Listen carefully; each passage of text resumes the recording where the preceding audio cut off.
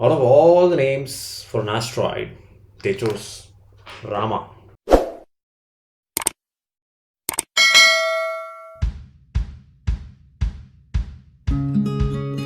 Alright, ladies and gentlemen, I'm MaddiE. You're watching NWM, and welcome back to another episode of myView on Books. And in today's episode, we're going to review the book Rendezvous with Rama. I think all book lovers would know that Arthur C. Clarke is a very famous science fiction author, and again, if you are a science fiction fan, I'm sure that you would have heard about this particular novel because it was a really famous and intriguing novel, Rendezvous with Rama. So it follows three-act structure, so we'll straight away get into the review. The story is, as I said, it's intriguing with suspense and thrilling plots. So the first act is about the world. What kind of world is the story centered around? So it is happening on the 22nd century. So if you see on 21st century, Earth is attacked by an asteroid, and it has turned out to be a major disaster. So people from all over the countries, all over the world, they come up with some kind of protection that's called Space Guard, which basically looks out for asteroid across the solar system and universe. So the idea is to prevent such major disaster because of asteroid impacts on Earth.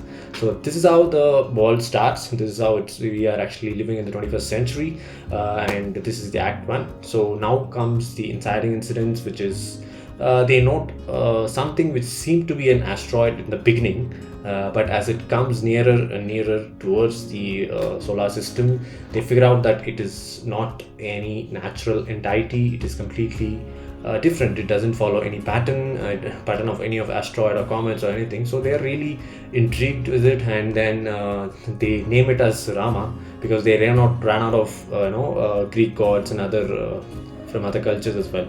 So that's the reason they came to the Indian mythology, and they have named the asteroid as Rama. So now they have to explore Rama and find out what is it actually. If not an asteroid, what is it actually? So that's how the story starts. The inciting incident is when they find out the asteroid that is approaching. So they send out unmanned probe first, and that is named as Sita. So these are like subtle funny elements in the book, and through Sita they confirm that it is not an asteroid. It is indeed an alien spacecraft. So this is where the story gets really interesting, and after that they are looking for spaceship that is nearer to this asteroid, so that it can get to the get to the Rama and figure out what is it exactly, if possible, land on Rama and find out what is it. So the nearest spaceship is Endeavour, and that's where our protagonist is. His name is, I think, Bill Norton. So he's a ship captain.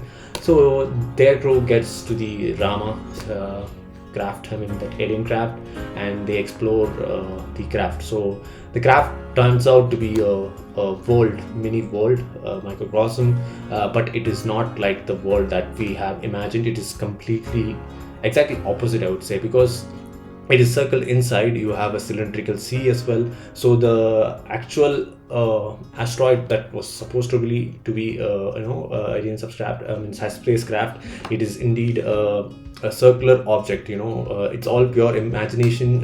So there is no movie out of it. So it is completely about with your imagination, how you think of the spacecraft. So there are a lot of scientific and technical terms that you might need to know to imagine the things properly, how the spacecraft looks. That is the beauty of this book. It is up to your imagination to imagine that particular spacecraft, because right from the second act till the end of the story, it's all centered inside the spacecraft, and you need to visualize how is the world. So because they have built a world inside a alien craft, and it is self-sustaining because there is no one operating, there are no aliens. So they discover this, they enter inside this circular spacecraft and discover that it is a mini world operating on itself. Seasons change drastically, not like Earth, but it has its own time span, and it has electric field and magnetic field.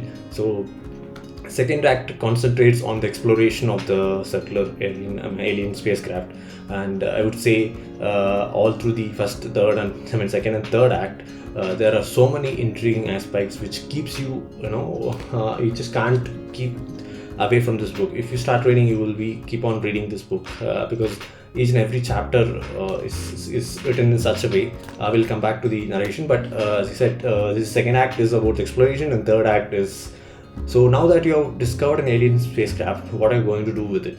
So do you consider that a threat to Earth? Should we destroy it, or should we try to control it and learn more about the aliens?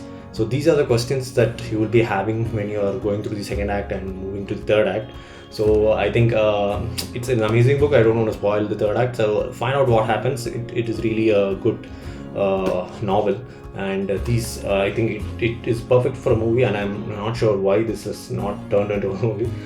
So this is about the story, and the narration is third person perspective. So you read about different persons. There is one group who lives in Mars, so it's the 22nd century, right? So people have, civilization has improved, and they have gone to Mars. I think they have their own community there. So people from Mars have a different nature, and people who are spent most of their lifetime in the space. So such kind of advanced imaginations is predicted here. I think it was written in the 20th century, but still they have thought of. It's really a well written and well imagined story, and so this is about the narration. It's good. It keeps you enchanting. Right from chapter 1 to chapter 45. So it has 45 chapters. So you are stuck with the book. You want to know what's going to happen next, and you can't keep this book away. So it's really an interesting read, and I think they said the vocabulary, you need to know certain technical and scientific terms to understand and imagine the spacecraft. A lot of concepts from basic science and advanced science. So you need to be knowing what is it. So I think you should be having a dictionary and refer the dictionary now and then. That is going to be a pain point, but it's worth, because this book will invoke and provoke your imagination. That is what is needed from a book, basically. And in this being a science fiction novel, it has been written in a very thrilling way and very intriguing way. So you don't get bored anywhere. You are always because they are keeping you on the edge of the seat. Like, what is a spacecraft? How is this designed? What kind of animals live in it? Is there any animals? And they find a cylindrical sea. So that particular segment was really interesting, because when it was described in the book, you need to imagine, okay, how does a cylindrical sea looks inside a circular box? So if you see the Earth, it's outer, the other planet is in the outer space. So you don't know the core, what's inside the core. So cylindrical seas, seas and forest and continents are on the outer layer of the Earth. So this particular spacecraft is like completely in, because it has to travel in space. So that is an interesting thing. So to imagine that spacecraft is in itself a lifetime experience, I guess. So not only science fiction lovers, but generally book lovers should read this book, because it's completely absolutely wonderful. And it is around 250 pages. It's a short book. I think 250 is not a very lengthy book. So 250 pages and 45 chapters. I think chapters are really short. Definitely give it a try.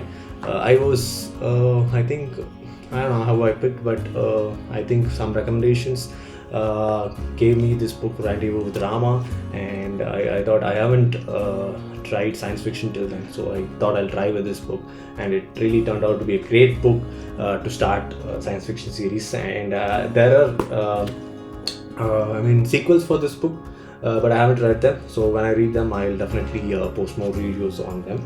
And I hope you enjoyed this episode. We will catch up another episode of myView on books. Until then, it's MaddiE Dawson. You're watching NWM. Bye bye.